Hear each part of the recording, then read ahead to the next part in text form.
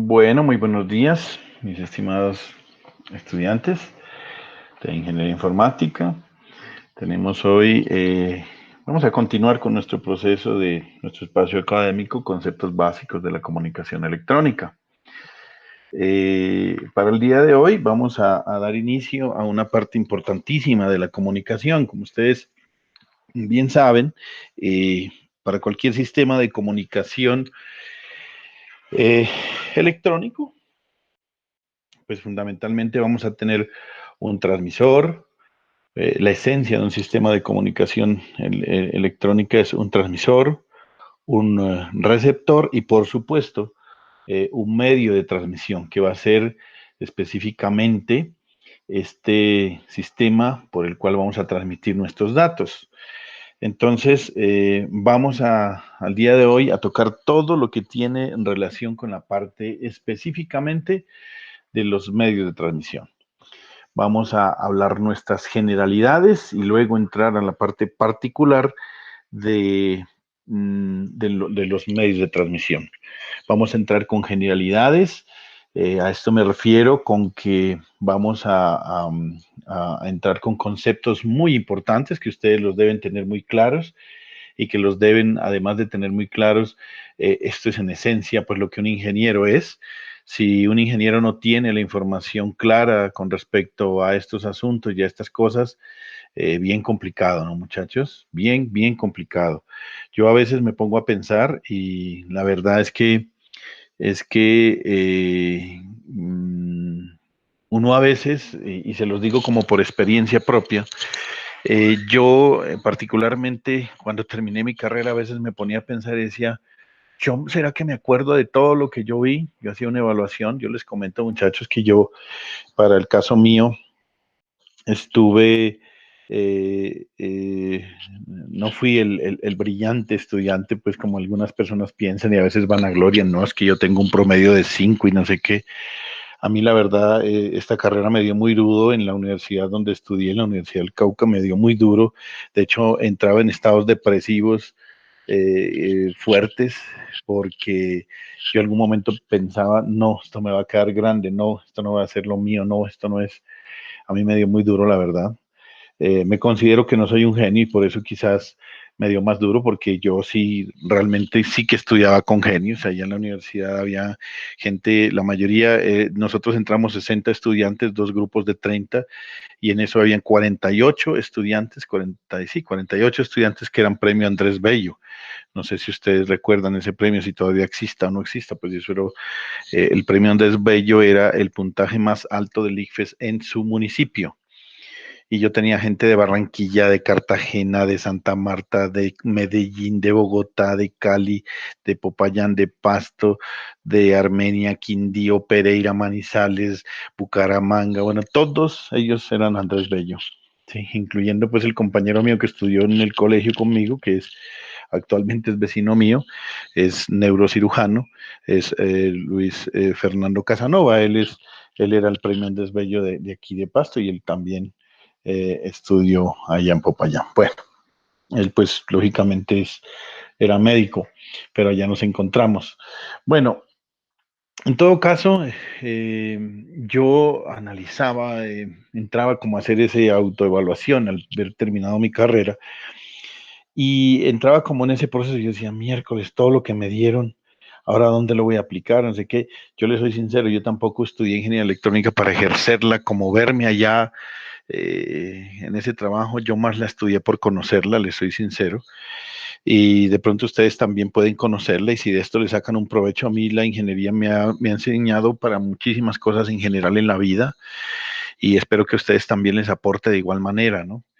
Entonces, a ver qué les cuento, muchachos. Pues al final del asunto, lo que a mí se me quedó y muy arraigado, muy pegado en mi cabeza, fueron los conceptos. Y cuando usted tiene muy claros los conceptos, de ahí en adelante le sale todo. Yo inclusive les decía, muchachos, que algunas veces cuando ustedes van a hacer una entrevista, en algún caso, para competir sobre un puesto, si la persona que está al otro lado y persona que le está haciendo la entrevista a usted tiene claro así, tiene claro todo lo que se requiere y todo esto, y si usted con solo utilizar mal un término, a mí ya me deja mucho que desear de ese profesional. Entonces yo por eso les digo, muchachos, que a veces dejemos la parte del, ¿cómo les digo yo? Del, no, es que todo el mundo lo dice. Espérenme un segundito, ya le, bueno, un segundito.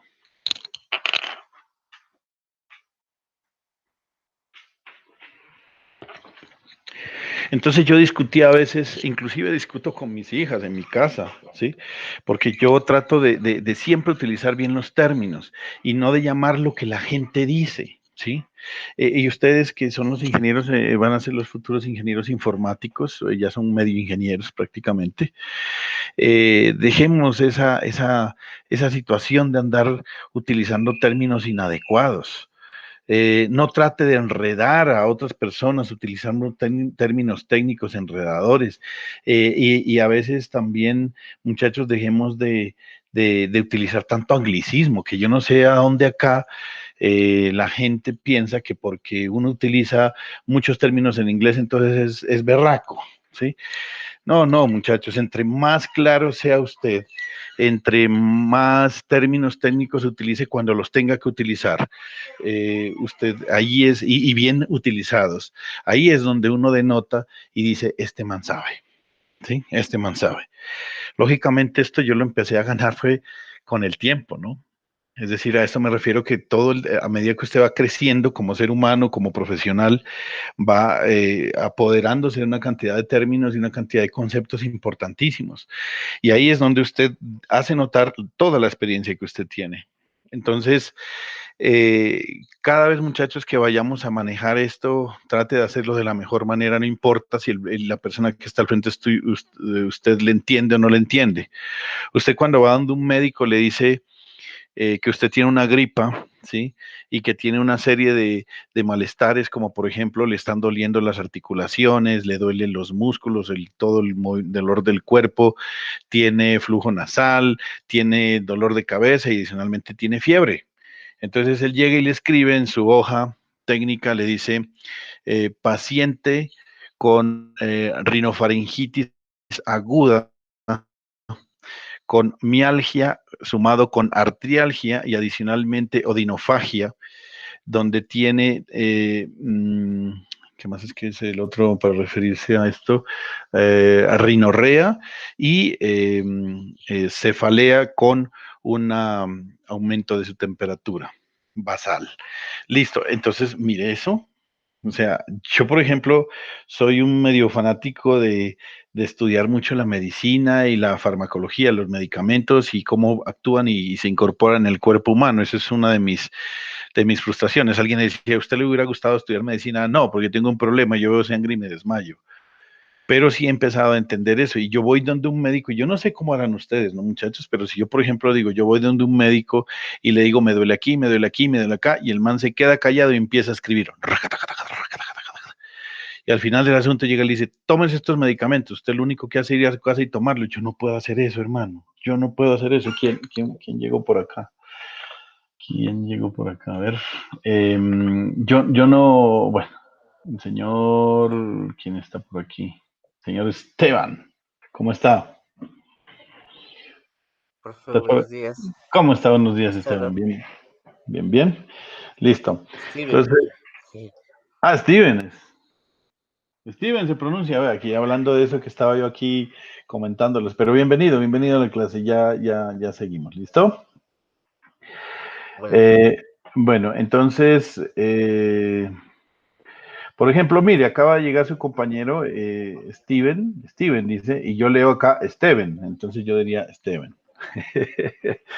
No, pero mentira. Listo. Entonces, les decía, miren, yo en la parte de medicina, a mí me gustó durante mucho tiempo, pues, digamos, eh, estudiarlo, pero no era algo que me gustara así como de mucho, porque yo tengo un problema, veo sangre y me desmayo, entonces ese tipo de cosas. Pero sí, lo que les comentaba, ir donde un médico y que uno le diagnostique una cosa y al final del asunto usted tiene que tomarse un poco de medicamentos, pues por eso casi me matan alguna vez. Entonces, desde ese momento yo empecé como a entender ya a analizar lo que yo pensaba, ¿no? Y decía, bueno, vamos a ver qué tantas cosas que ellos hablan, o que yo siempre voy y le digo, ¿qué tengo? Entonces el man empieza a decirme algunos términos técnicos y tuve que aprendérmelos. Como les dije, ahorita estaba hablando de algunos de ellos, se los voy a compartir para que lo entiendan. Por ejemplo, cefalea es dolor de cabeza, odinofagia es dificultad y dolor al tragar, mialgia es dolor de los músculos, artrialgia es dolor de las articulaciones, rinorrea es ese flujo nasal que uno tiene, rinofaringitis es inflamación de la rinitis y de la faringe.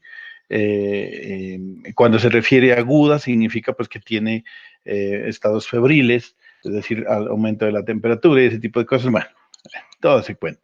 Entonces me dio por ahí, por estudiar esas cosas. Pero miren lo interesante, usted cuando va donde un médico siempre, digamos, los médicos utilizan los términos técnicos y usted verá si los entendió o no los entendió, si le habló un gringo, no importa, ¿visto? Listo, entonces así tenemos que ser nosotros. Entonces dejemos de utilizar mal las cosas, porque a veces yo me pongo a pensar, si uno utiliza mal los términos, yo insisto mucho, deja mucho que desear del profesional. Yo, por ejemplo, usted cuando va donde un técnico mediocre, le empieza a enredarlo a usted con términos pendejos, pues digámoslo así. Yo, por ejemplo, si algo hice en mi vida fue más de 16, 17 años trabajar en la parte técnica de los computadores. ¿Sí? Entonces yo tengo perfectamente claro y lo estudié a nivel de ingeniería, no como técnico, estudié todo ese proceso para hacer reparación, mantenimiento y puesta a punto de equipos. Entonces yo a veces llego y por alguna situación voy y escucho a alguien que medio conoce de esto y empieza a hablar una cantidad de basura, mierda, si ni siquiera sabe lo que es el post, no sabe diferenciar de lo que es el sistema básico de entrada y de salida, que es el BIOS con la CMOS, no sabe específicamente a qué se refiere eso de CMOS, qué es lo que hace la batería, que es que a veces dicen que borrar el BIOS, si el BIOS no se puede borrar porque eso está en una memoria EEPROM. Bueno, en fin, entonces, este man de qué está hablando y que, bueno, un poco de cosas que uno llega y dice, no, ahí se da cuenta uno que definitivamente la persona no tiene el conocimiento, pero eso lo enreda con un poco de palabras, empieza, no, es que eso debe ser que el booteable, y booteable, que es un término de mezcla de Spanglish, porque es boot de reinicio, con able, que es una terminación en español, booteable, eso no existe, es iniciable.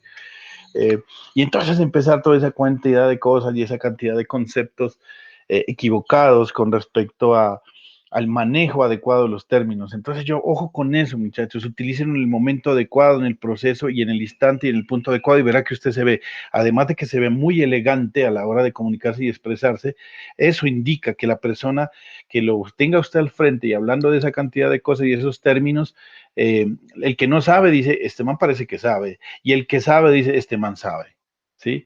Pero cuando se utiliza mal, sí, vaya, Dios mío, que eso sí, y le cuento, pues, lastimosamente que más del 90% de los ingenieros de sistemas que yo conozco, por no decir más, son así. Y ustedes no son ingenieros de sistemas, por eso, no se vayan a sentir aludidos por eso.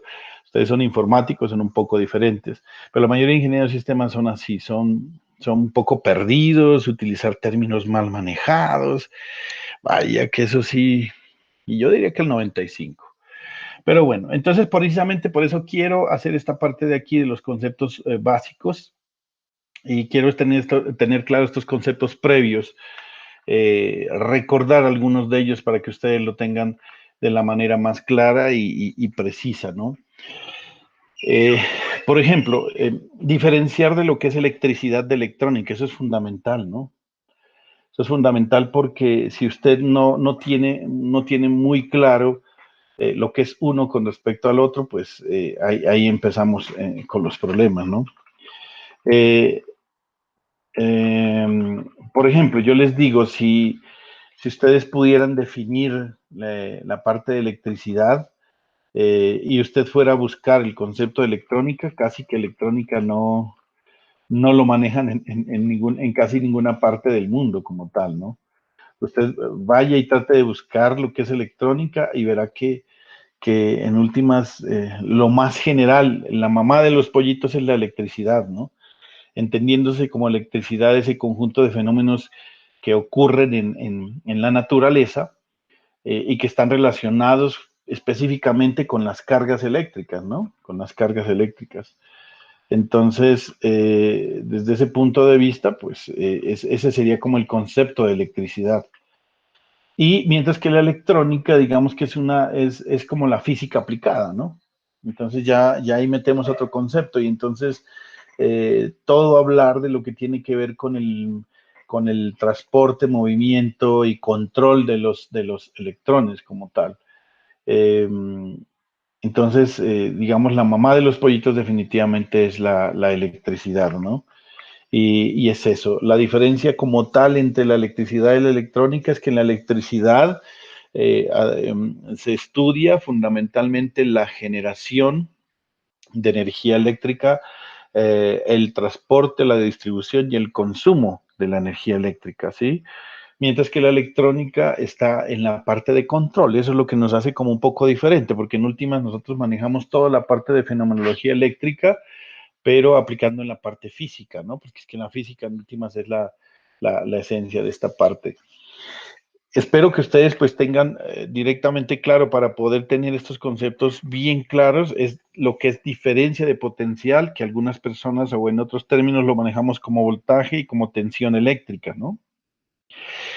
Hay muchas personas que tienden a confundir lo que es corriente eléctrica, que es el cuarto término que quiero analizar, corriente eléctrica con diferencia de potencial, voltaje o tensión. Estos tres términos, estos tres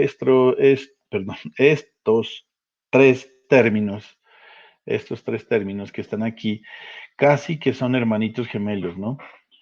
Es decir, hablar de diferencia de potencial, voltaje o tensión eléctrica es lo mismo, sino que está el término diferencia de potencial es una cosa muy física, muy de física de campos electromagnéticos y este tipo de cosas. Voltaje ya es un término más eléctrico y tensión eléctrica pues también es un término entremezclado entre la física y la electricidad. Pero los tres son para referirse a lo mismo. Ojo con esto, son para referirse a lo mismo. Pero no olvidarse del concepto y diferenciar lo que es corriente eléctrica de esto, de diferencia de potencial. Esto voy a tratar de ser lo más, ¿cómo decirlo? De ser lo más claro para que el concepto les quede claro y no confundirlo, ¿sí? No confundirlo, muchachos. Voy a empezar por la parte más fácil y más sencilla, que es la corriente eléctrica. Cuando hablamos de corriente eléctrica, estamos directamente relacionando el movimiento de cargas. Definitivamente, la corriente eléctrica está relacionada directamente con el movimiento de cargas. Y si vamos a entender el concepto de carga eléctrica, yo no sé si lo tengo por acá, no lo tengo, pero el concepto de carga eléctrica, voy a decirlo de manera general, la carga eléctrica es una propiedad intrínseca de la materia que está relacionada con, que se manifiesta de alguna manera como fenómenos eléctricos, térmicos, lumínicos y químicos, ¿sí? Eso es como se manifiesta esas cargas eléctricas. En atracción y repulsión son los más conocidos, ¿cierto? Dos cargas del signo diferente se atraen y de signo igual se repelen. Entonces, esas son las cargas eléctricas. Y si hablamos de las cargas eléctricas, pues en la naturaleza existen tres cargas eléctricas, la positiva, la negativa y la neutra, y eso lo definió el señor, el físico este que se puso a trabajar con la famosa cometa y ese experimento que hicieron por allá de la cometa y donde el man pues inventó el famoso pararrayos. Entonces, él fue el que definió que existían cargas positivas y cargas negativas. Entonces, a partir de ese momento es que hablamos de cargas positivas y negativas y nos damos cuenta que si nosotros nos recordamos un poco la parte atómica, los electrones son los negativos, los protones son los positivos y los neutrones son los neutros. Entonces, teniendo en cuenta esa parte, esas tres partículas fundamentales que tenemos, ahí es donde viene el concepto de corriente eléctrica. Ojo con lo que voy a definir. Corriente eléctrica específicamente es medir la velocidad con la que se mueven las cargas. Eso es el concepto de corriente eléctrica. Es cuánta carga está pasando por unidad de tiempo. Es medir una velocidad. No se va a olvidar de ese término, que eso para mí, al menos que les quede, vuelvo y les insisto, estos conceptos claros. Sin los conceptos no hacemos nada. Corriente eléctrica, hay gente que le dice, defíname corriente eléctrica, y entonces llega y le dice, no, que esto es movimiento de cargas, no está diciendo nada. Es como que yo a alguien le pidiera, defíname velocidad. Y velocidad, ¿qué es velocidad? Pues acuérdese de la física básica. Velocidad es cuánta distancia está recorriendo por unidad de tiempo. Entonces usted dice, voy a 20 kilómetros por hora. ¿Qué significa eso? Que usted recorre 20 kilómetros en una hora. Eso es. Entonces la corriente es análogo a eso, es medir la velocidad de las cargas. ¿Cuánta carga está pasando por unidad de tiempo? Y entonces la forma de medirlo debería ser, las unidades de carga son los coulombs, gracias al señor Coulomb, que fue el físico que trabajó mucho con este cuento. Eh, si tienen alguna pregunta, me dices en algún momento, ¿no? Me dicen, por favor. La corriente es cuánta carga pasa por unidad de tiempo. Entonces, la corriente debería medirse en coulombs por segundo. Y así es, las unidades originalmente son coulombs por segundo. Pero quien la trabajó fue un físico, creo que no me acuerdo si era inglés, bueno, en todo caso era europeo, este físico europeo que se llamaba Ampère. Entonces gracias a él le pusieron la unidad amperios. Y entonces las unidades de corriente, que es cuánta carga pasa por unidad de tiempo, le empezaron a llamar amperios. Y entonces allí tenemos que un culombio por segundo es un amperio. Es decir, si pasa una unidad de un culombio por segundo, es un amperio. Ahora, ¿qué es el culombio? Miércoles, pues ahí ya toca regresarse a 6.28, ¿cómo que es? 6.28 por 10 a la más, a la 10 a la, por, a ver, espérate, 6.09, como que es 6.28 por 10 a la, bueno, es algo así, por 10 a la 18 electrones. O sea, eso es un número gigantesco de electrones. Por eso un amperio es una unidad muy grande, ¿no? El amperio es una unidad muy, muy, muy grande. La unidad de corriente, que es un amperio, es muy grande. Por eso, en algún momento determinado, yo les hacía la pregunta, no sé si a ustedes en clase los comenté, que uno, con cuánta corriente necesita para que pase por el cuerpo para matar a alguien. Entonces, para que tengan esa relación, se los voy a empezar a definir esa cantidad de corriente y para que usted tenga los cuidados del caso, ¿no? Porque en últimas lo que mata es la corriente, ¿no? En últimas lo que mata es la corriente, es cuánta carga le está pasando a través de su cuerpo por unidad de tiempo, cuántos electrones se movieron en ese instante que recibió esa corriente en su cuerpo. Y entonces la escala está así, más o menos, en este orden. Si usted, la mayoría de personas, cuando está sin que esté nerviosa, la piel es un elemento que se opone mucho al paso de las cargas eléctricas, se opone. Pero cuando la piel está húmeda, es decir, cuando uno suda, cuando uno está húmedo porque está lloviendo, mojando, la resistencia de la piel disminuye bastante. Entonces es muy difícil de determinar cuál es la resistencia de la piel. Pero en general, eso está en el orden de los megaohmios, 300 megaohmios, 400 megaohmios, es realmente alta. Pero si por su cuerpo llega a pasar de 1 a 2 miliamperios, y eso quiero decirme, pues que ustedes lo deben tener claro, estas cosas de las unidades, de los miliamperios, significa 1 por 10 a la menos 3 amperios. 1 por 10 a la menos 3 amperios. ¿Eso qué quiere decir? Que es coger un amperio, dividirlo entre 1000. Y si usted coge una partecita de esa, apenas la siente. 1 a 2 miliamperios, usted empieza a sentir como que sí, como que siente algo por ahí, un cosquilleo, algo que le está pasando. Esa es la corriente. Si usted aumenta eso hasta los 10 miliamperios, empieza a sentir que los músculos se le contraen. Entonces, cuando usted a veces no duele, sino que se empieza a sentir como un cosquilleo bastante fuerte y los músculos ya se empiezan a comprimir cuando usted pasa por su cuerpo 10 miliamperios. Pero cuando ya pasa 40, 50 y hasta 100 miliamperios, ahí le puede causar la muerte, porque esa cantidad de corriente puede hacer que el corazón se detenga. Y si es más de 100 miliamperios, que pueden ser 100, 200 o 300 miliamperios, la piel se quema. Ya disipa tanta energía que la piel se quema y se vuelve negro, pues se necroxa, mejor dicho, la piel. Además de morirse, se vuelve negra. Entonces, mire esa situación, es muy grande un amperio. Si alguien dice, es que por mi cuerpo recorrió un amperio, miércoles, pues yo creo que nadie puede soportarlo. Eso termina, eh, además de desfibrilar el corazón, adicionalmente a eso, eh, no, mejor dicho, ni para qué me pongo a hablarles de esa situación si realmente eso ya en un amperio es una unidad demasiado grande para que lo tengan en cuenta.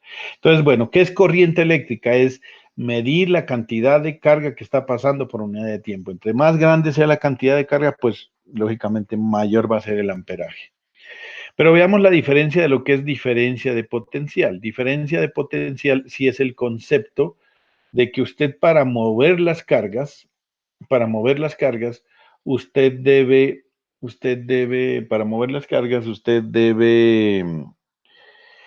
tener alguien, una fuerza que haga que esas cargas se muevan. Entonces, esa fuerza que hace que se muevan las cargas es lo que se llama tensión eléctrica o voltaje. Tensión eléctrica o voltaje. Y en física se le llama diferencia de potencial. ¿Por qué? Porque es que nosotros hablamos de potencial eléctrico. Y cuando usted tiene dos puntos, yo quiero hacer entender que usted, por ejemplo, en su casa tiene un toma que es más o menos de esta manera, y discúlpeme que no soy muy bueno dibujando, y menos si estoy haciendo un círculo, que eso parece otra cosa. Entonces, usted ha visto su toma que tiene ahí las tres paticas, una más corta, otra más larga. Voy a tratar de hacerlo un poco mejor porque me quedó muy feo. Bueno, aquí tiene un huequito y otro huequito que es más largo. Y aquí tiene una parte redondita que es la famosa tierra. Y bueno, acá viene, este me queda un poco mejor, digamos, entre comillas. Usted ahí tiene su toma eléctrico, ¿cierto? Eh, el, el más pequeño, el más pequeño siempre va a indicar la fase. El más grandecito de los dos tomas va a indicar el neutro. Y este pequeñito de acá, el redondo, es la tierra. Y veamos para qué sirve. La tierra es simplemente una referencia. Es por ahí donde se descargan todas las cargas. En el universo como tal, en la Tierra, pues no tanto en el universo, en la Tierra nuestra, por eso le llamamos Tierra, porque casi todo debe tender a, a volverse neutro, ¿no? Casi siempre todo, no, usted nunca va a encontrar, muy fácilmente no va a encontrar algo que se quiera, o sea, que esté, digamos, cargado. No es tan fácil, es difícil mantenerlo cargado, es difícil. Entonces, a través de la Tierra lo que se hace es todas esas cargas parásitas que existen se descargan por este lado. Y esto sí que es lo que se llama diferencia de potencial. La fase en últimas es la que lleva el voltaje como tal y el neutro es el que cierra el circuito. A través de la fase, a usted le llegan los 127 voltios, que es lo que normalmente en una casa le aparecen, o eso es lo que nos da del CENENAR. Eh, esta fase le llegan 127 voltios, pero no hace nada si usted no tiene algo con quien compararlo. O sea, yo digo, estos 127 voltios están en ese punto con respecto a quién. La diferencia de potencial es como medir la altura o la longitud o lo ancho o lo largo o lo alto de cualquier cosa. Usted cuando va a medir algo, yo por ejemplo le digo, ¿cuánto mide esta presentación, esta imagen? Entonces usted escoge un metro, pone aquí como referencia, digamos, lo pone aquí como referencia y mide hasta este punto, ¿cierto? Hasta este punto. Entonces usted dice, aquí hay, bueno, me voy a inventar 40 centímetros, ¿sí? Aquí hay 40 centímetros. Pero usted para poder medir esto, usted tiene siempre que tomar una referencia, ¿sí? Aquí tiene que tener el punto cero, ¿verdad? Aquí tiene que tener su punto cero. Si no tiene ese punto cero, ¿cómo hace para medirlo? Usted siempre toma un punto, ese punto lo toma para poder hacer las mediciones. Así como cuando usted le dice, ¿cuánto mide usted? Usted mide 1,80. ¿Desde dónde lo miden? Usted ya sabe que lo miden desde los pies, ¿sí? Desde la tierra, desde el piso, hasta su coronilla, hasta la parte más alta de su cabeza. Ahí mide eso. Entonces, acá pasa lo mismo. Yo no puedo hablar de 127 voltios si no lo estoy tomando desde un punto. ¿Y desde dónde lo tomo? Desde el neutro. Entonces, estos 127 voltios los mido desde el neutro eh, hasta este otro punto. Y ahí es por eso que se llama diferencia de potencial. Por eso el voltaje o diferencia de potencial se refiere, siempre debe estar hablándose de dos puntos, de dos puntos. Entonces, voltaje, tensión eléctrica o diferencia de potencial, que es lo mismo, es esa fuerza que se necesita para poder mover las cargas. ¿Qué es lo que quiere decir? Si yo tengo un toma, vuelvo y lo repito, aquí tengo un toma, y aquí tengo esto otro, y yo por aquí me da por poner un cable, en este momento cierro el circuito aquí, cierro el circuito, y por este cable va a pasar una corriente. ¿Por qué? Porque estos 127 voltios que están cargados, si yo uno a este que es el neutro y aquí hay cero voltios, digamos, entonces al unir este cable por aquí, lo que va a tratar de hacer es que estos 127 voltios se equilibren con este neutro y por eso se mueven las cargas.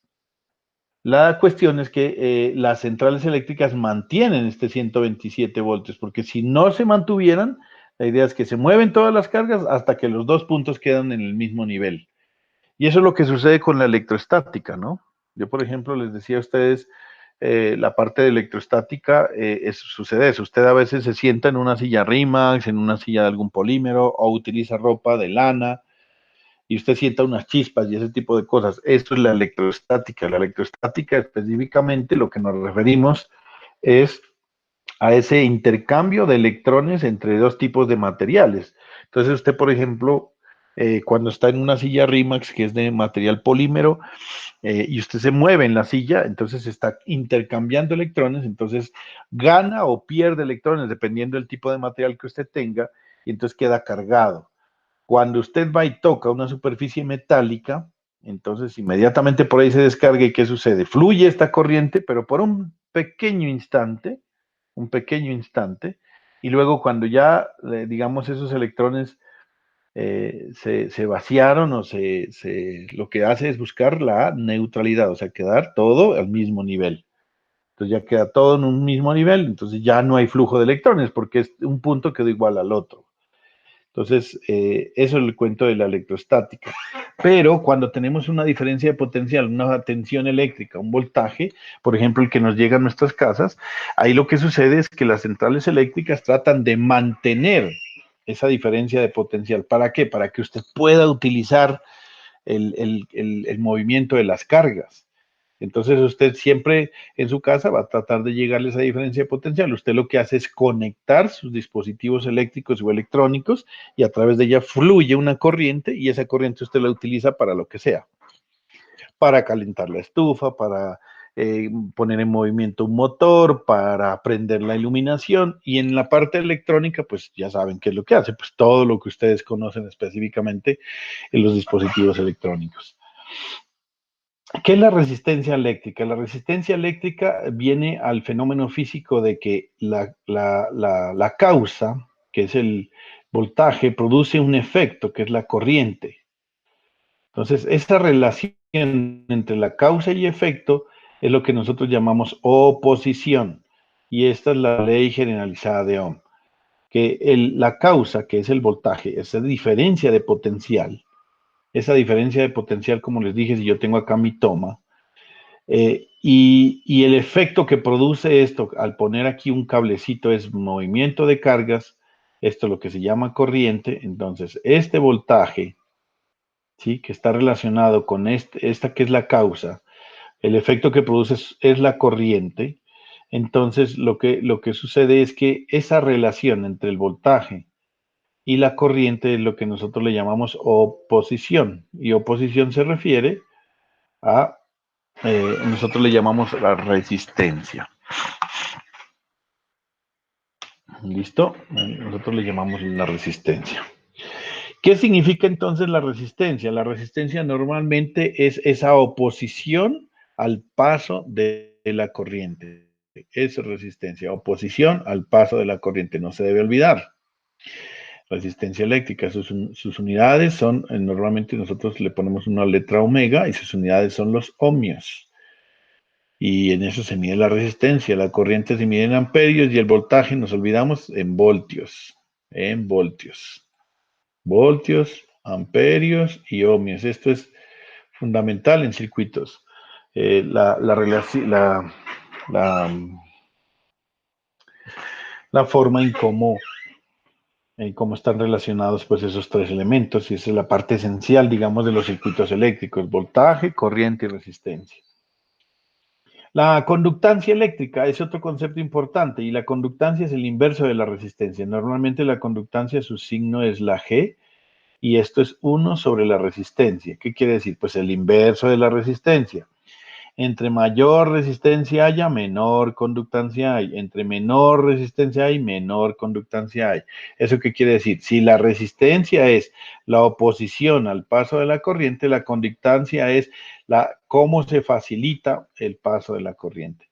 Entre más facilidad tenga, la conductancia es más baja. Entre más oposición tenga, la conductancia es más alta. Perdón, al revés, ¿no? La conductancia es el inverso de la resistencia. Mayor resistencia, menor conductancia. Menor conductancia, mayor resistencia.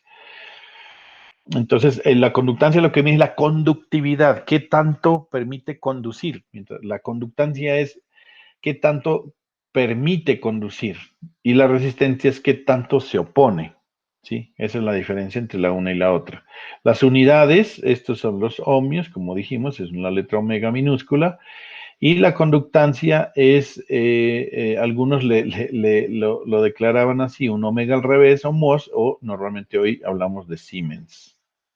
Siemens es la unidad que hemos popularizado para la conductancia, entonces su símbolo es la S.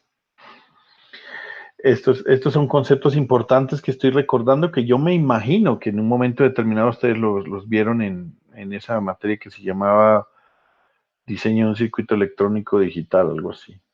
Esto es importante que los tengan. Estos dos hay que diferenciarlos y muy claramente, ¿no? Lo que es la corriente continua y la corriente alterna.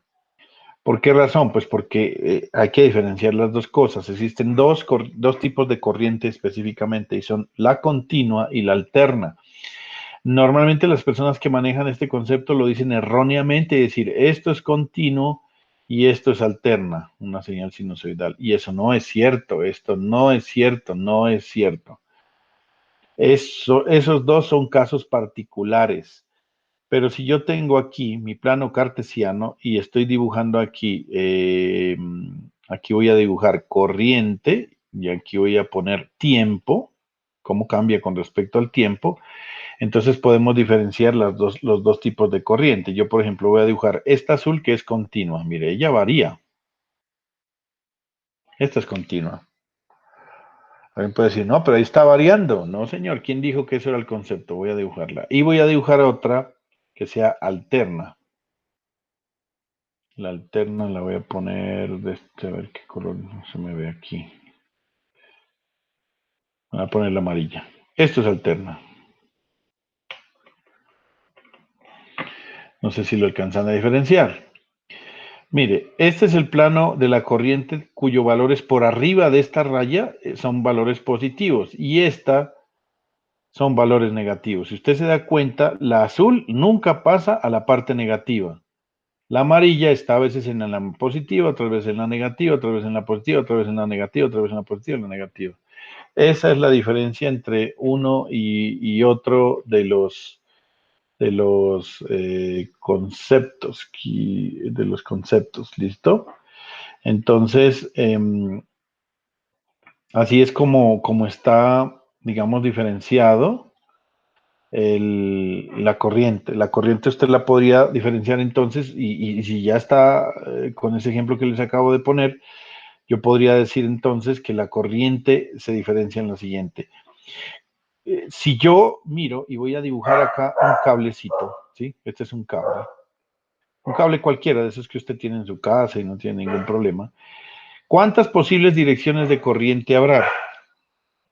Pues la dirección de corriente sería esta. Una que vaya de derecha a izquierda y otra que se regrese, ¿sí o no? No hay más. Eso es como cuando yo le digo en una calle cómo fluyen los carros. Entonces, o van o vienen. Eso no hay de otra. Así es. ¿Cómo se mueven las cargas a través de un cable, dentro de un cable? ¿Cómo fluye la corriente? Que recuerden que corriente eléctrica nos estamos refiriendo a cuánta carga está pasando por unidad de tiempo. Pues la carga se mueve o para allá o para acá. No tiene sentido pensar en las cargas que se mueven hacia arriba y hacia abajo, ¿no? Y alguien diría, ¿y si se forma en forma diagonal, qué tiene que ver? Si se forma o si se... Alexander, buenos días. Profe, buenos días. ¿Cómo está? Bien, bien.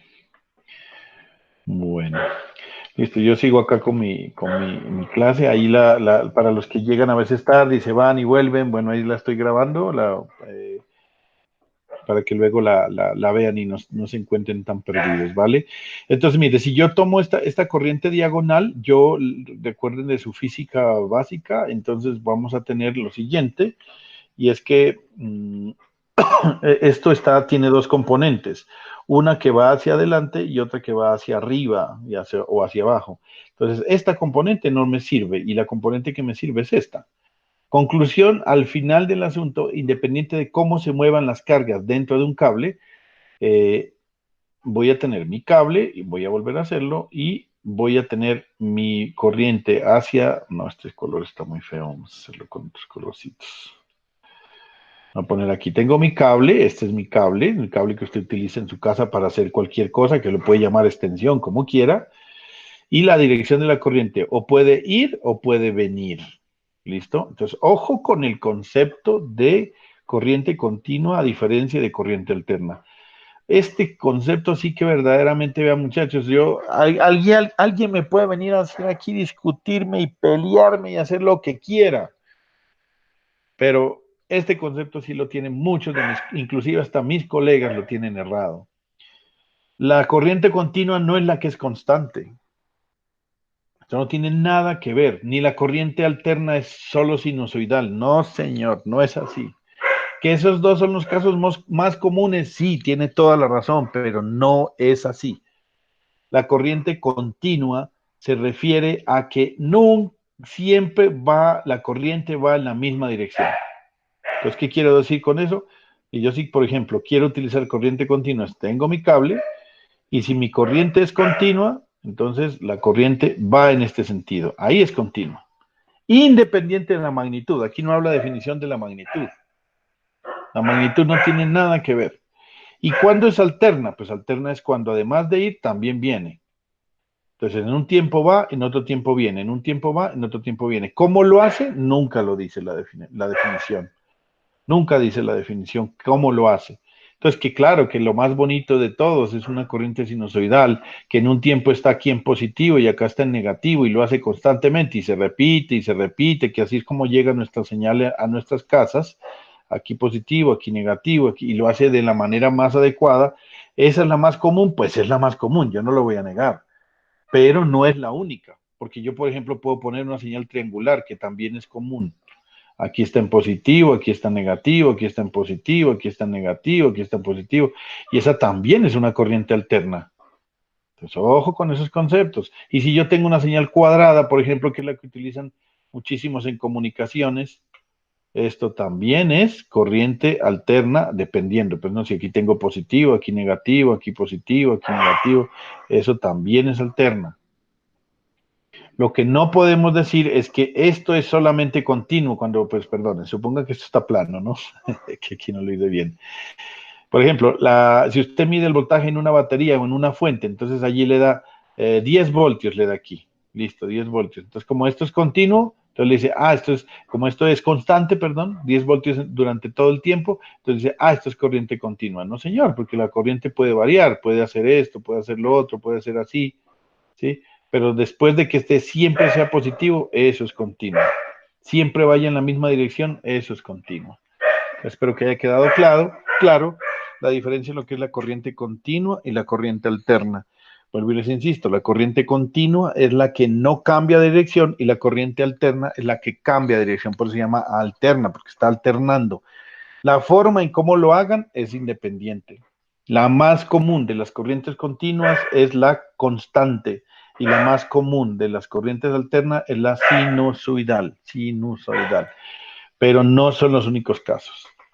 ¿Listo? Concepto de potencia eléctrica. Este concepto de potencia eléctrica sí es que es bien importante también, porque ese concepto nos referimos a, a que en últimas es usted ¿qué gana con tener una diferencia de potencial que es la causa, como les decía, y qué el efecto que produce que es mover cargas, eso para qué? En últimas, no tiene mucho sentido si usted no la pone a trabajar. En últimas, el objetivo de la energía, de la corriente eléctrica, perdón, de la corriente eléctrica, de ese movimiento de cargas es ponerla a trabajar, es que haga algo, ¿sí o no? Si no, pues ¿para qué? Entonces, ¿qué es lo que hacen la mayoría de cosas eléctricas? Son muy sencillas las cosas eléctricas que hace la corriente eléctrica. Mires, cuando usted prende un dispositivo eléctrico, y voy a hablar de eléctrico como la estufa, voy a hablar de eléctrico la lavadora, voy a hablar de eléctrico la licuadora, voy a hablar de eléctrico de una plancha de esas que utilizan las mujeres para plancharse el pelo, de una plancha eléctrica, de los bombillos eléctricos, no de los iluminación LED, que es otra cosa, de los bombillos clásicos de filamento de tungsteno, bueno, en fin, todas estas cosas. Ahí les pido también me disculpen, por favor, que aquí tengo una jauría y entonces me hace mucha bulla de vez en cuando, ¿no? Eh, ¿Qué más les digo? Entonces, les decía que la corriente eléctrica debe producir un trabajo, ¿no? Y entonces, para poder medir esa cantidad de trabajo que se hace por unidad de tiempo, esa es la potencia. Esa es la potencia. Entonces, ¿cuál es el trabajo que hace la energía eléctrica en los dispositivos eléctricos? Pues convierten esa energía eléctrica, una, en calor, que eso lo hacen las planchas, las estufas, ¿sí? Lo hacen. Y otras convierten esa energía eléctrica en movimiento. ¿Quién hace eso? Los motores que convierten. Usted alimenta un motor y el motor lo que hace es empezar a mover algo. ¿Quién lo hace? La licuadora, la lavadora, ¿sí? La nevera no tanto, porque la nevera sí tiene un motor, pero el objetivo de ese motor es comprimir más que mover algo, ¿no? Porque en la nevera no se mueve nada. Pero la lavadora, la licuadora, ¿qué más les digo yo? La batidora, el secador de pelo es una mezcla entre un motor y una resistencia, ¿no? El secador de pelo tiene un motor que lo que hace es mover pues como les digo, una especie de ventilador de ciertas propiedades, y ese aire que mueve pasa a través de una resistencia que se calienta. Entonces, cuando pasa ese aire por esa resistencia caliente, sale el aire caliente. Entonces, el secador de pelo es un típico mezcla de dos dispositivos eléctricos, un motor y una resistencia. El motor que lo que hace es convertir la energía eléctrica en movimiento, y la resistencia que lo que hace es convertir esa energía eléctrica en calor, disipándola en calor. ¿Qué otras cosas? Si usted empieza a darse cuenta, cuando utilizaba las estufas viejas eléctricas, yo no sé si alguno de ustedes pues, todavía creo que las ha de haber visto porque no se han acabado. Hoy en día la mayoría utilizamos el gas, que lógicamente el GLP, que es el gas licuado del petróleo, o el gas natural, que es el que viene a través de estos proveedores de gas, pues ahí es otra cosa. Pero si usted veía una estufa eléctrica, se daba cuenta que era una resistencia en forma circular, entre comillas, y cuando usted la pone en bajo, ella empieza a calentarse poquito, ¿no? Poquito. Pero si usted empieza a aumentarle la corriente que fluye a través de ella, además de calentarse, ¿qué empieza a pasar? Empieza a iluminarse, ¿sí o no? Empieza a producir luz. Y eso es lo que sucede con los elementos. Si usted empieza a meterle demasiada corriente a través de un dispositivo eléctrico como una resistencia, primero se calienta y después se sigue calentando tanto que ya empieza a producir luz. Y entonces eso es lo que es un bombillo. Un bombillo es un filamento de tungsteno que lo somete a una corriente muy elevada y que al producir esa corriente tan elevada se calienta tanto que ya empieza a emitir luz. Y entonces eso es como funciona un bombillo. Ahora, ¿por qué no se dañaba ese filamento? Porque dentro del bombillo estaba el vacío. Y entonces ese vacío hace que no exista el oxígeno y el oxígeno es uno de los elementos fundamentales para la combustión. Y si no hay, si estaba en vacío, pues no había oxígeno y por lo tanto podía durar el filamento allí calentándose muchísimo, que eran, lógicamente era más del 70% de lo que se producía en un bombillo es calor y apenas el 30% en luz, por eso eran tan ineficientes y se mandaban a recoger. Después ya pasamos a los, eh, ¿cómo es que se llaman estos? Espérame, no me acuerdo de las siglas, es uno de compacto, los CTF, TFC, no me acuerdo. Bueno, en todo caso, a los tubos fluorescentes compactos, que fueron, que esos durante mucho tiempo le llamamos disque bombillos ahorradores, mal utilizado el término. Mal utilizado el término. El hecho de que consuma menos potencia no significa que esté ahorrando nada. ¿Sí? Yo no sé cómo le podíamos decir ese término que ahorradores, no está ahorrando, simplemente consumía menos potencia. O es que usted cuando empezó a cambiar los bombillos de tungsteno por bombillos o por iluminación de estas lámparas fluorescentes compactas, llámame lámpara fluorescente compacta, LFC es que es LFC, me había olvidado de la sigla. LFC significa lámparas fluorescentes compactas. Esos son los que llamaban ustedes normalmente ahorradores, ¿no? Pues que, o usted cuando cambiaba esa iluminación de los bombillos o de las bulbas de vacío, estos bombillos de vacío, eh, a usted le llegaba a los de Sedenal y decían, vea, aquí está su plata que se ahorró este mes por cambiar los bombillos. No, nada, simplemente le llegaba más barata la factura, entonces, pero eso no significa que esté ahorrando nada, consume menos energía y eso es todo. Esas lámparas fluorescentes compactas se cambiaron en la iluminación y por eso ellas se calentaban menos y producían más luz. Y finalmente, pues pasamos a la iluminación LED, que es lo más moderno en este momento. Consume muchísima menos potencia que los dos anteriores, tanto la de las lámparas fluorescentes incandescentes como las lámparas fluorescentes compactas esas eran de mercurio y de gases nobles que tenían para encenderse mientras que la iluminación LED eh, eh, se produce la emisión de fotones, que es partículas elementales portadoras de energía lumínica, entonces se producen este fenómeno y entonces ellos sí que se calientan menos y producen mucho más luz que calor. Y eso pues para nosotros es importante porque ese calor que se produce pues no se utiliza para nada. Entonces esa es la potencia, ¿no? Hablando de la potencia lo que hace específicamente es medir la cantidad de trabajo que se hace por unidad de tiempo y en últimas, de alguna forma eso es lo que nos cobra las centrales eléctricas, ¿no? ¿Cuánta potencia está consumiendo usted por unidad de tiempo? Y eso es lo que se llama energía y eso es lo que le cobran, ¿no? Los kilovatios hora. Entonces, a medida que un dispositivo consume o hace más trabajo, pues entonces consume más potencia. La ley de Ohm, pues la ley generalizada de Ohm ya la relacionamos, que es la causa versus el efecto, que es la corriente. Ay, Dios.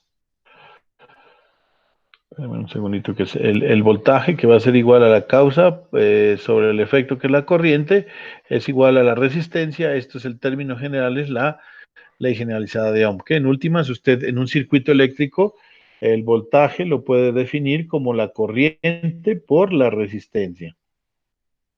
¿Sí? Entonces, importantísimo eso, que esta ley es, mejor dicho, la universal para poder, eh, poder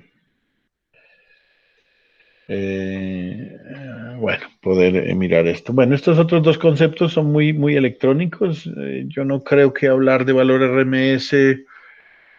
Bueno, sí, de pronto introduzcamos un poquito ese término, y es que es mire, la corriente continua es muy fácil definirla, porque la corriente continua, usted es lo que le dije, la mayoría de las veces esa corriente es constante, entonces yo le digo, aquí hay 5 voltios, Entonces viene después de 2 horas y mide y otra vez hay 5 voltios. Vuelve y mide otras 2 horas, 5 voltios, 5 voltios. Entonces es muy fácil la medida de esto, ¿no? Simplemente es por eso se llama corriente continua constante. Pero el problema es de la alterna, ¿no? O sea, de la alterna, si usted se la pasa variando, mire, si yo miro esta señal sinusoidal así, supongamos que siguen siendo bien bonitos, ¿no? La señal que le llega a su casa está variando desde 173 voltios, más o menos, hasta menos 173 voltios. Y lo hace con una rata de 60 veces por segundo. Y esto por eso es que se llama 60 Hz, 60 ciclos por segundo hace. Lo hace muy rápidamente, cada 60, en un segundo hace un cambio, hace 60 cambios entre 172 y menos 172. Entonces alguien me podría decir, ¿y por qué le dicen, si está variando desde 173 a menos 173, por qué le dicen que a usted en su casa le llegan 127 voltios? Porque un matemático se puso a hacer esto. Alguien decía, si esta corriente alterna se la pasa en un momento yendo y después se devuelve y con la misma intensidad con la que se fue, entonces va y viene, va y viene, va y viene, va y viene. ¿Será que eso hace algún trabajo? Preguntaba alguien. Entonces alguien se puso a encontrar y encontró que sí, que la energía, a pesar de que va y viene a esa razón, en esa forma cambiante, de esa manera alterna, pues encontró que esa corriente alterna tiene un equivalente en DC que es igual al valor RMS, y esa es como la diferencia. ¿Sí? Esta señal que a pesar de que esté cambiando desde 173 hasta menos 173, ella hace un trabajo equivalente a una fuente de DC de 127 voltios.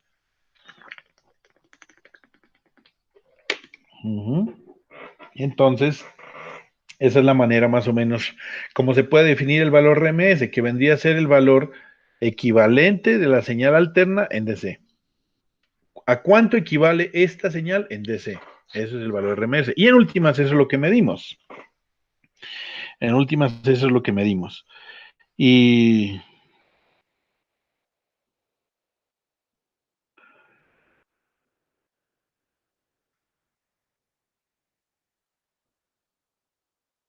ya.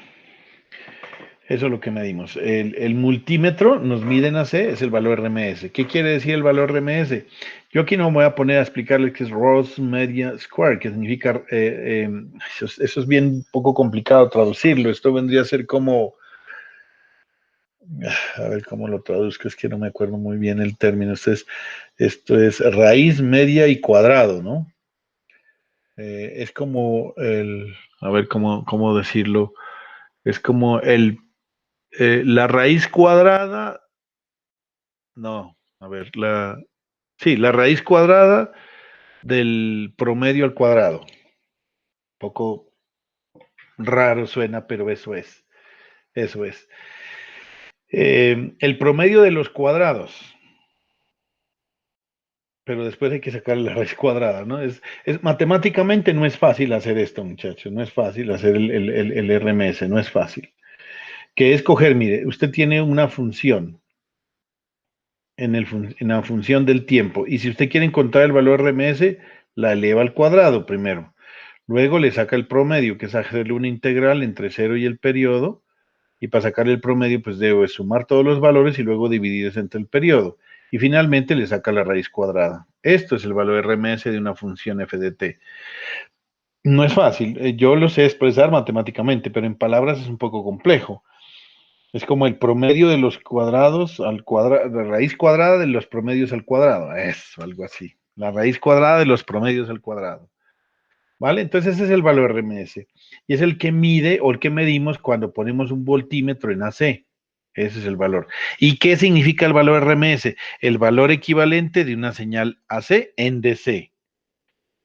AC en DC. Porque ¿cómo voy a decirle yo, por ejemplo, si usted tuviera esta señal en la casa y llegara, voy a dibujarla así de una manera fea, y yo no le puedo decir, ¿cuánto es el voltaje en este momento? Entonces aquí le dice, el voltaje instantáneo aquí le dio 140, aquí le dio menos 150, menos 50, más 70, más 200, no, pues no se puede, o sea, no podríamos pensar solamente en un valor instantáneo, en un valor en un momento determinado, sino que sacaron eso, cogieron la señal, la elevaron al cuadrado, le sacaron el promedio y luego la raíz cuadrada y les dio el valor RMS, que en últimas es el valor equivalente de esa señal alterna en DC.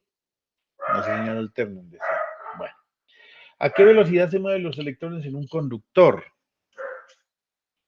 Ya que estoy hablando tanto tiempo solo aquí, ya se fue el señor Alejandro.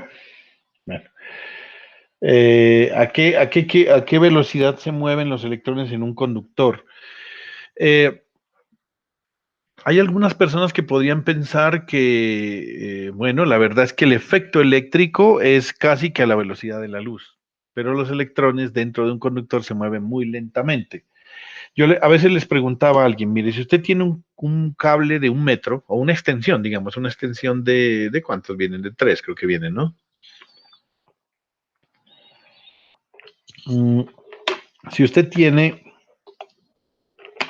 si usted tiene esa extensión de 3 metros, y usted la conecta a un toma en su casa, ¿cuánto tiempo se demora en aparecer el voltaje en el otro lado? Entonces habrá gente que dice eso casi que es instantáneo, ¿no? Pues sí, es a la velocidad de la luz. Es a la velocidad de la luz. Eh,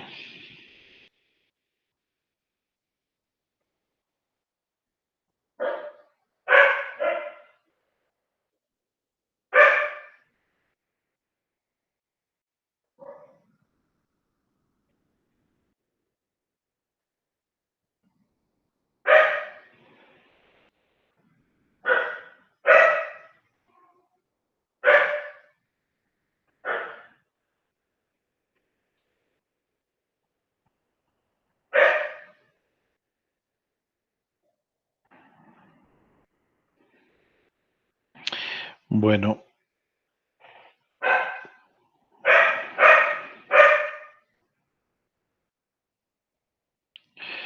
entonces les decía, eso es como un efecto es que lástima que yo no puedo dibujar tan bien, pero bueno, supongamos que estas son unas bolitas de billar, ¿no? Joder, pucha, cada vez me salen más deformes. Unas bolitas de billar. Así están pegados los electrones, digamos, en un conductor, los electrones disponibles. Entonces, mire, la forma en la que el fenómeno eléctrico se produce es que si yo tengo acá una bolita, un electrón, y lo hago estrellar contra esto, que están bien pegadas, junticas, no sé si ha visto este efecto, llega y al final, si yo hago golpear esto, usted en ese mismo instante sale una nomás de estas bolitas al otro lado a moverse. Y estas se mueven demasiadamente lentas. Si usted le pega con la suficiente energía, o sea, si le pega muy despacio no sale nadie, si le pega un poco más duro sale pero muy despacio, si le pega un poco más duro, además de salirse, las demás se mueven pero se mueven poquito, ¿sí? Entonces así es como sucede, realmente dentro de un conductor los electrones se mueven prácticamente nada, se mueven muy poco, pero el efecto se produce instantáneo. O sea, usted aquí pega un electrón esto para moverse y este inmediatamente sale acá, pero entonces estos de aquí se movieron prácticamente nada. Entonces, ojo con eso. A pesar de que la corriente eléctrica es el movimiento de cargas, el efecto es el que uno en últimas lo analiza, no la velocidad con la que se mueven los electrones. Es por eso que es un error decir que la corriente eléctrica es el movimiento de electrones, porque en realidad no es un efecto de movimiento. Si usted va a medir la velocidad de los electrones, es muy bajita. Mientras que el efecto eléctrico, que es cómo se mueve la carga, sí es diferente. Porque la carga se transfiere, esa energía con la que usted se estrella de un electrón a otro, hace que se pase la carga de uno al otro y se va moviendo, pero la carga se mueve muy rápidamente, pero los electrones no. Los electrones se mueven muy lento. ¿Qué dice otra cosa acá? ¿Qué dirección tienen los flujos de electrones? Los flujos de electrones, pues ya sabemos que se mueven en dos direcciones, van o vienen. Veamos tres conceptos rápidos que es muy rápido para poder introducir a lo que vamos a iniciar en nuestra temática. Es aritmética, pues básicamente es la suma, resta, multiplicación y división. El álgebra, pues es todo lo que es factorización. Bueno, esto no nos interesaba mucho, no es tan importante, la verdad, esto. Pero esto sí, las funciones seno y coseno son las funciones bien importantes que están relacionadas con las funciones trigonométricas y esas están relacionadas con un triángulo rectángulo. Recuerden que un triángulo rectángulo es un triángulo que tiene un ángulo de 90. Los dos lados que forman el ángulo de 90 se llaman catetos y el que está opuesto al ángulo rectángulo se llama hipotenusa. Y esto pues es acordarse el teorema de Pitágoras que dice que la suma de los cuadrados de los catetos es igual a la hipotenusa al cuadrado. Entonces, a partir de estas relaciones que están aquí, se forman las señales seno y coseno. Entonces, el seno del ángulo teta es la relación que existe entre el cateto opuesto y el cateto y la hipotenusa. El cateto opuesto, si esto es X, esto es Y y esto es Z, entonces el seno de teta es igual al cateto opuesto, que sería Y sobre Z. ¿Y a esto qué viene? Pues porque ustedes dirán, ay, Esteban, ¿de qué es que está hablando? ¿Qué? Pues porque es que, señores, esto nos genera a la variación de ese ángulo con respecto al tiempo nuestras señales sinusoidales y esto se utilizan en comunicaciones. ¿Sí? Entonces, eso es. La diferencia entre el seno y el coseno, pues simplemente hay un desfase de 90 grados, la tangente relaciona el seno y el coseno, en fin. Sí quiero que recordemos esta otra cosa importante, ¿no? ¿Qué es la constante pi? Sin que me lo responda, cualquiera de los estudiantes que esté escuchando esto en este momento, lo primero que se le viene a la cabeza es 3, 14, 15, 9, 5, no sé qué. Eso no es pi. Defíname, por eso mm, a mí el valor no me interesa. Yo sé que pi es 3,1415,9, por decir algo, que para algunas personas es 3,1416. Pero ¿qué es pi exactamente? No sé si alguien lo tiene bien claro y lo tienen en su cabeza, pues se lo voy a definir. Porque esto debe tenerlo claro un ingeniero. Un ingeniero es una persona que tiene una fundamentación sólida en matemáticas y física. Y si alguien le dice ¿qué es pi? Le dice pi es 3,1415,9, no estamos haciendo nada, no está definiendo nada. Pi es la relación o la razón que existe entre el diámetro, entre la circunferencia y el diámetro. Eso es pi. Ah, que no se acuerda. Entonces vamos a mirarlo cómo es. Aquí está, mire. Quiero ver esta imagen. Y aquí está esta parte, mire. Esto, mire, cuánto mide la circunferencia de un círculo de radio 1? Eso es pi. Es la razón entre la circunferencia, mire, este circulito, mire, va desenvolviéndose una cuerdita ahí, y si usted mide eso es pi. Es cuánto mide la razón entre la circunferencia y el diámetro. Pero si el círculo tiene un diámetro igual a 1, entonces su circunferencia vale pi, es decir, 3,1415,9. ¿Sí? Entonces, mire, importantísimo esos conceptos, que esto no se les debe olvidar nunca, por favor, porque si hay algunos que dirán, ah, sí, yo me acordé, bueno, vale, listo, felicitaciones, usted se acordó. Entonces, la otra forma de verlo es esto, mire, si usted ve, este es un diámetro, dos diámetros, cada uno de esos números que he puesto ahí son diámetros. Ahí sería un diámetro, dos diámetros, tres diámetros, cuatro diámetros. ¿Cuántos diámetros alcanzan en una circunferencia? 3,1415,9. Esa es otra forma de verlo. Esa es la constante pi. ¿Sí? No se olvide de esto, compañero. Nunca se va a olvidar de esto porque de verdad que esto sí que es verdaderamente importante. Entonces, usted con el concepto, cuando usted tiene el concepto, el resto, lo que les decía, muchachos, no es tan importante. Límites de una función. Bueno, esto no es tan importante, pero sí, esto también es otro dato que quiero que ustedes lo tengan en cuenta, ¿no? La derivada de una función f de x con respecto a x. A veces nos olvidamos de lo que es la derivada, ¿no? Este concepto sí es muy importante que también lo tenga en cuenta, porque hay gente que dice, ¿qué es la derivada? No, pues la derivada de seno es coseno. Ah, listo, que la derivada de x es de x al cuadrado es 2x. No, eso no es. Eso no es. La derivada específicamente es esto, muchachos, mire, es medir, eh, es medir,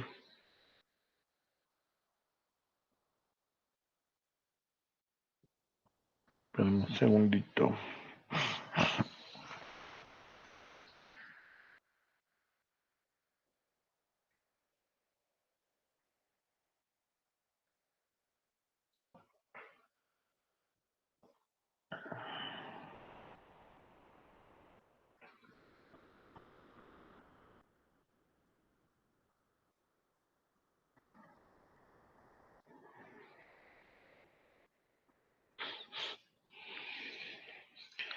Espérenme un segundito, voy a responder aquí un requerimiento de la dirección del programa.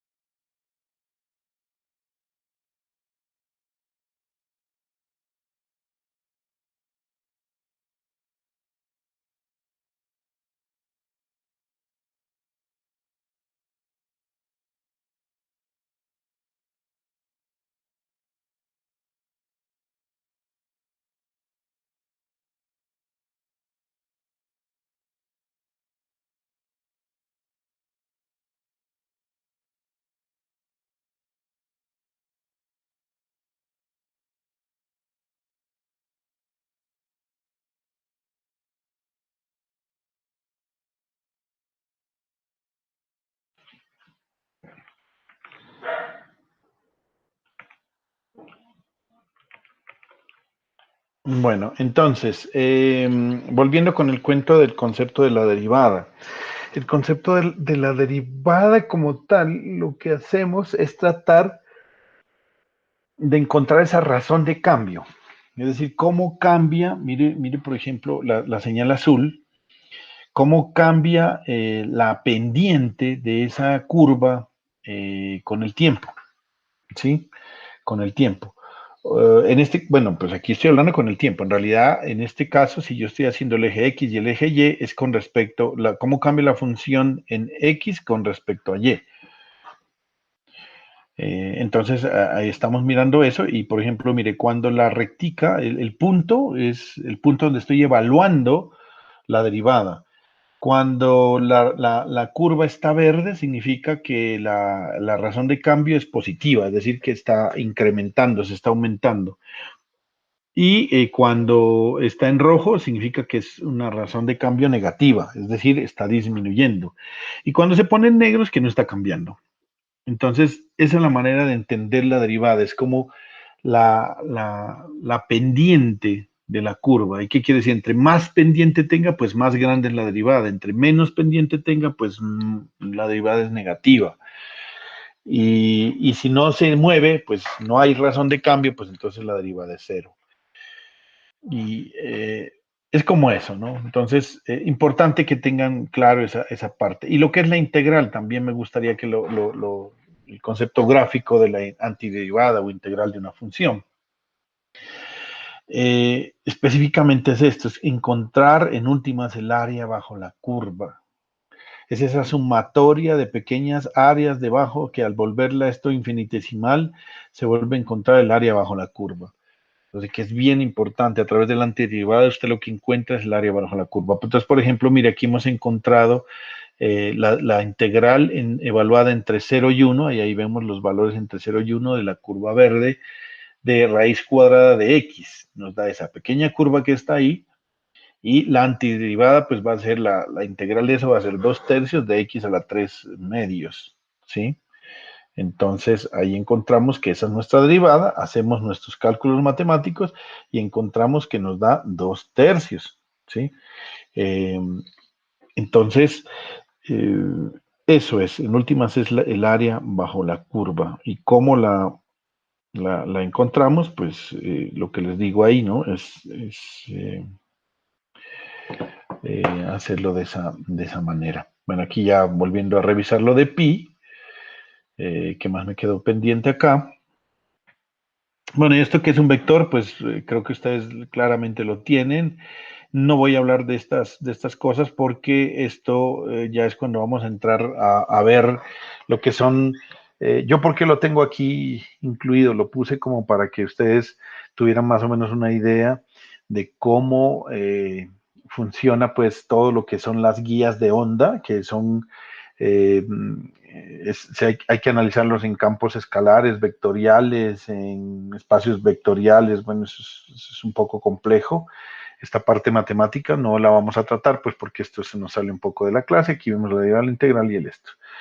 Pero sí, vamos a empezar a tratar ya específicamente los medios. Esto tampoco lo vamos a tratar, digamos, en nuestro espacio académico, porque esto se nos sale del contexto nuestro de los medios de transmisión. Pero sí vamos a ver esto de los medios de transmisión guiados y no guiados. Entonces, vamos a hablar de esa parte. Vamos a hablar en las líneas de transmisión, la descripción física de la propagación en las líneas, las ecuaciones de las líneas de transmisión, que son las ecuaciones del telegrafista, la propagación sin pérdidas, la propagación de voltaje sinusoidal, el análisis complejo. Todo esto lo vamos a ver muy por encima, ¿no? Muy por encima, pero sí es importante que ustedes lo tengan claro, por ejemplo, el uso y el método gráfico de la carta de Smith, demasiado importante que ustedes lo deben tener claro para poder entender que esto, cómo funcionan las líneas de transmisión, ¿no? Que son los medios de transmisión. Entonces, miren, vamos en primer lugar a incluir estos conceptos generales que ustedes deben tener muy claramente. Si vamos a hablar de los medios de transmisión, entonces estaríamos hablando específicamente de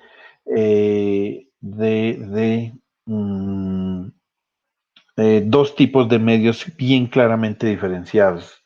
y usted no se debe olvidar de esta parte. Los medios guiados, ¿sí? Los medios guiados, que son, por ejemplo, ese par de hilos de cobre, ¿sí? Que ustedes lo conocen. ¿Para qué usamos esto? A ver, los par de hilos de cobre. Pues lástima que Darío no sé si todavía él, que es un poco más experto, yo hace rato no me meto por las catacumbas de donde están esas ratas por allá metidas allá en esos huecos. Todavía sigan usando o qué hicieron con los par de hilos de cobre. Yo creo que esos multipares ya no se usan, aunque no sé, lastimosamente pues él no se encuentra en este momento, se salió un momento, pero esos medios guiados sí, el más común y el típico que se utilizó durante mucho tiempo fue el par de hilos de cobre. ¿Por qué se llama par de hilos de cobre? Porque tiene dos hilos de cobre y son paralelos, no es más. Luego, el que ustedes sí conocen específicamente, que son los cables UTP y los STP. El UTP es eso significa par trenzado sin apantallar. Es el UTP. El par trenzado sin apantallar, estamos hablando de ese par trenzado. ¿Por qué se llama par? Pues trenzado, porque está hecho como en una trenza. Y sin apantallar es porque no tiene pantalla, no tiene blindaje, es sin blindaje. Es un sin blindaje. Y el STP es el mismo par trenzado, pero este sí tiene blindaje. ¿A qué se refiere? Por ejemplo, pues que a él le han puesto, ya sea, algunas veces el blindaje es como sencillo, no es poner una especie de ¿qué les digo? De papel aluminio alrededor de él, ¿no?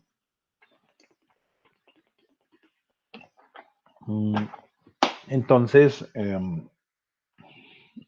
eso es, digamos, la manera como funciona. Bueno, el cable coaxial lo conocen ustedes también, ¿no? El cable coaxial es ese que, digamos, de alguna forma, el que mayormente nos está llegando cuando tenemos acceso a Internet, sobre todo por se me olvidó, el caso de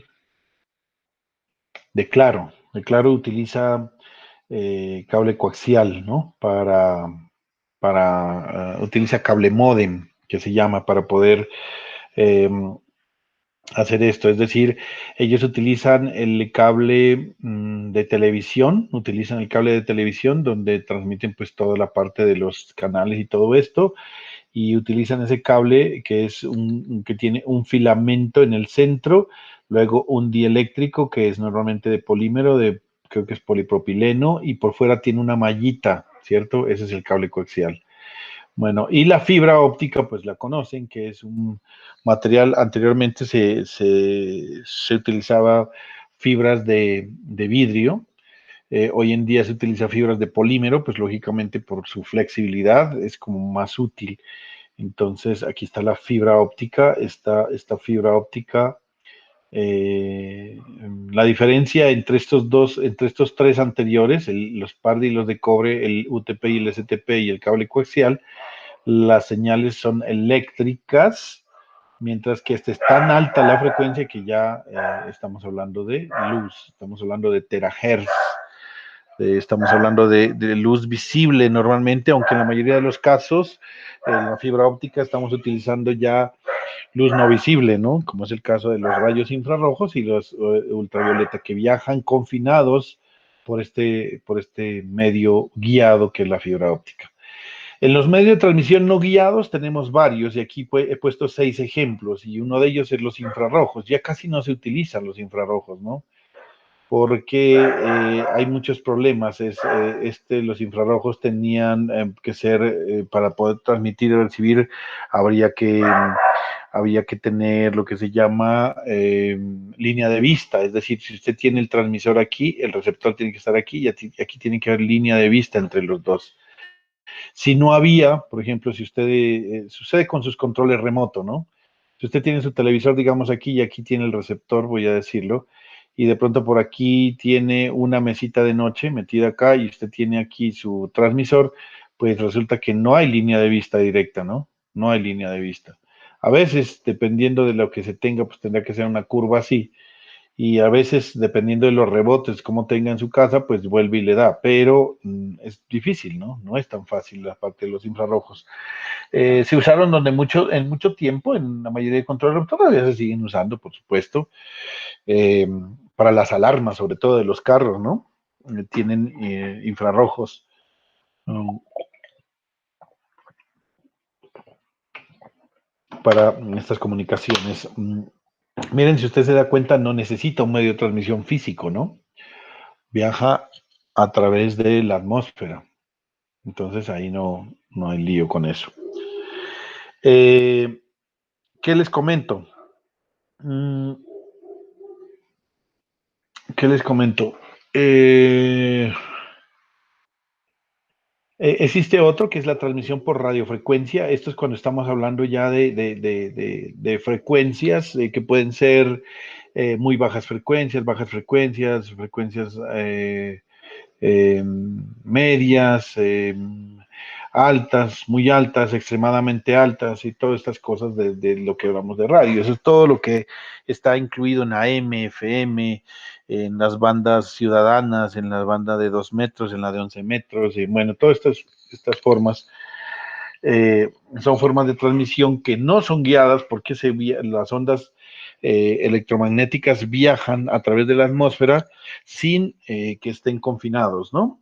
Las ondas terrestres también es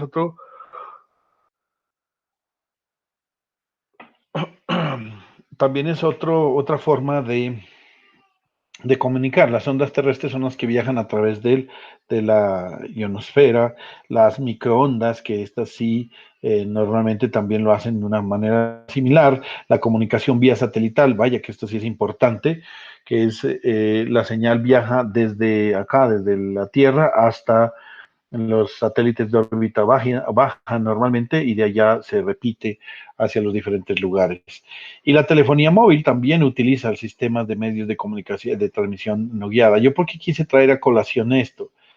Porque hay mucha gente que hoy en día ya se ha popularizado ese término y yo ante esto sí no pude hacer absolutamente nada, muchachos.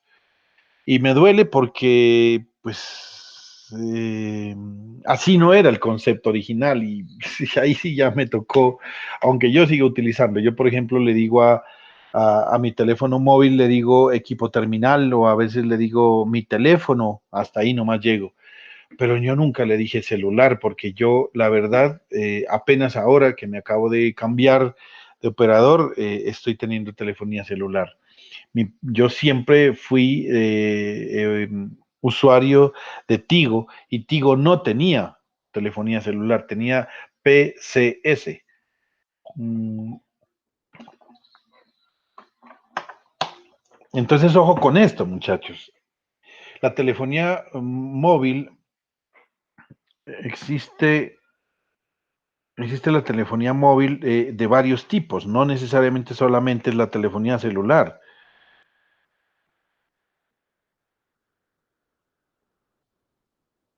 Espérenme un segundo.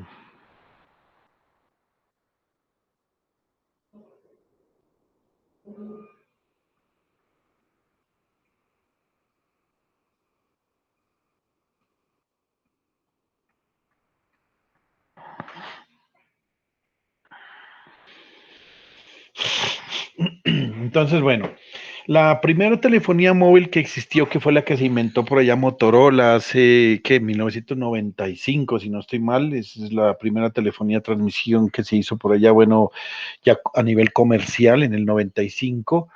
Eh, estos señores lo que buscaban era que hubiera comunicación entre un teléfono que usted lo llevaba en su carro y comunicación de voz únicamente, comunicación de voz desde su carro a la telefonía convencional, es decir, a la red telefónica, ¿cómo es que se llama? Espera, es que no se me olvidó la clave del sistema. Telefonía. Sí, la telefonía fija que le decimos hoy en día, pero eso tiene un nombre. Ave María, me olvidé de conmutación uno. Esto es red pública telefónica conmutada. Eso es. la red pública telefónica conmutada, entonces usted, la idea era que usted pudiera comunicarse desde su carro, ojo, desde su carro. Y ahí se dio origen a la telefonía celular. La idea es que usted pudiera llevar un dispositivo en su carro que usted pudiera comunicarse. Yo tuve la oportunidad, y le soy sincero, de conocer a narcotraficantes. A uno de los narcotraficantes, ay Dios, espérame, se me perdió la presentación porque me puse encima de mi teclado aquí. Bueno, ya les voy a compartir. Entonces, les decía que en ese momento yo a ese man que manejaba mucha plata, pues unos narcotraficantes del norte del valle, y si quiere se lo nombro, era Arturo de Jesús Herrera Saldarriaga, alias, ¿cómo es que le decían? Banana. Este señor tenía mucha plata, ¿no? Y él me ponía a mí, en ese tiempo yo estaba estudiando ingeniería electrónica, estaba ya casi que terminando, y el hombre tuvo y adquirió uno de esa telefonía móvil, que en ese tiempo era telefonía celular, en el carro. Y uno podía, pues, en ese teléfono llamar, ¿sí? Pero únicamente era para voz. Ese fue el origen y la razón de la telefonía móvil celular. Eh, Luego viene el diseño de la telefonía móvil PSS, que se llama Sistema de Comunicación Personal. Y miren si ustedes recuerdan, cuando hubo la asignación del espectro electromagnético en Colombia, hubo dos competidores para la telefonía móvil celular. Hubo en Colombia dos competidores, y de hecho Colombia la dividieron, no sé si se acuerdan muy bien, de pronto quizás ustedes no habían ni nacido, creo, algunos de ustedes. La telefonía móvil la dividieron en Colombia en tres regiones. Estaba la región de la costa atlántica, estaba la región del centro, donde estaban los Santander, norte de Santander, Boyacá, Cundinamarca, el eje cafetero, y estaba la región de Chocó, Antioquia, creo que estaba incluida, si no estoy mal, Nariño, Valle, Cauca y Nariño, y el eje y Putumayo, si no estoy mal. Estos estaban incluidas en tres regiones, y en cada una de las regiones habían competencia, habían puesto dos operadores. En Colombia teníamos, aquí en Nariño, yo estaba viviendo en ese tiempo en Popayán, en el Cauca, allá había una que se llamaba Oxel de Occidente y otra que se llamaba Mobile Line. Eran las dos empresas que competían por la telefonía móvil celular. En ese tiempo era móvil celular, señores. Y ahí sí que en serio compré un teléfono móvil celular analógico, me acuerdo yo, me acuerdo de la marca, Vodafone, como que era, no me acuerdo muy bien del teléfono, pero eh, denme un segundito, por favor, señores, un segundito.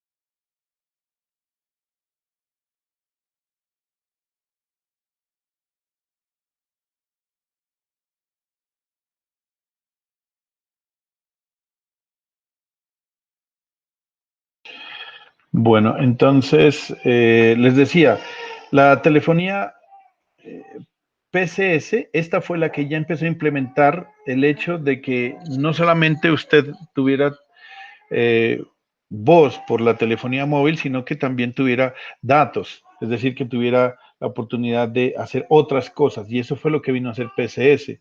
Cuando hicieron en Colombia la parte de asignación del espectro electromagnético, le dieron a Mobile Line y a Oxel de Occidente, le dieron la parte de telefonía móvil, y después abrieron la convocatoria para asignación del espectro y se la dieron en ese tiempo no se llamaba Tigo, ¿no? Se llamaba, se me olvidó el nombre, ¿cómo era que se llamaba?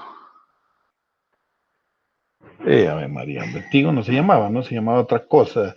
Y ellos les dieron, y los que llegaron con el minuto a 29 pesos, ¿se acuerdan? Todo ese tipo, ellos no eran telefonía móvil celular, era telefonía móvil PCS. Y por eso no eran competencia, entre comillas. Y bueno, en fin, eso hubo un problema ahí ¿cómo era que se llamaba esa empresa? Hola se llamaba. Uh-huh. Y entonces, bueno, por ejemplo, la telefonía trunking hoy en día también ha migrado prácticamente a ser prácticamente lo mismo. La que sí no ha cambiado, la que sí no ha podido, digamos, superarse ante eso es la telefonía trunking, ya que la telefonía satelital, ya que esta sí es bien diferente a las demás. Ellas se utilizan como medio de comunicación, no las estaciones base o los NOV o todo este tipo de cosas como lo hace la telefonía móvil celular y la PCS. La Trunking sí utilizaba algo parecido, esto es lo que, veamos, esto es lo que hoy es Movistar y Claro, esto es lo que hoy es Tigo, Trunken, esto es lo que es Avantel, y la telefonía celular, lo que es Iridium, las más populares empresas. Pero la telefonía trunking era la que se utilizaba como esa especie de radios, acuérdense ¿cómo se llama? De Avantel. Pero hoy en día Avantel ya se volvió full duplex y ya no hall duplex como era antes. Y bueno, pues también utilizan unos teléfonos en los cuales utilizan los dos, ¿no? Utilizan su red trunking, más adicionalmente utilizan la telefonía móvil. Han hecho un convenio y todo especial con ellos y bueno, tratando de no perderse en el mercado. Lo mismo sucede con la telefonía satelital. La telefonía satelital hoy en día, pues si los teléfonos satelitales son ordinariamente grandes, son difíciles de transportar, pero es que se necesitan de ese tamaño para poder trabajar. Bueno, voy a dejar aquí, muchachos, la primera parte de la clase. Ya llevo pues 2 horas hablando acá. Yo me vuelvo, vamos a tomar un receso para tomar nuestros respectivos alimentos o un cafecito en la mañana. Y entonces estaremos volviendo más o menos en unos 20 minuticos para continuar con nuestra clase. Vale, muchachos, les agradezco muchísimo por su atención, su presencia. Si tienen preguntas o algo, yo con mucho gusto las estaré resolviendo. Me las pueden escribir al correo electrónico y con mucho gusto. Ya volvemos entonces en 20 minuticos. Muchísimas gracias. Ya volvemos.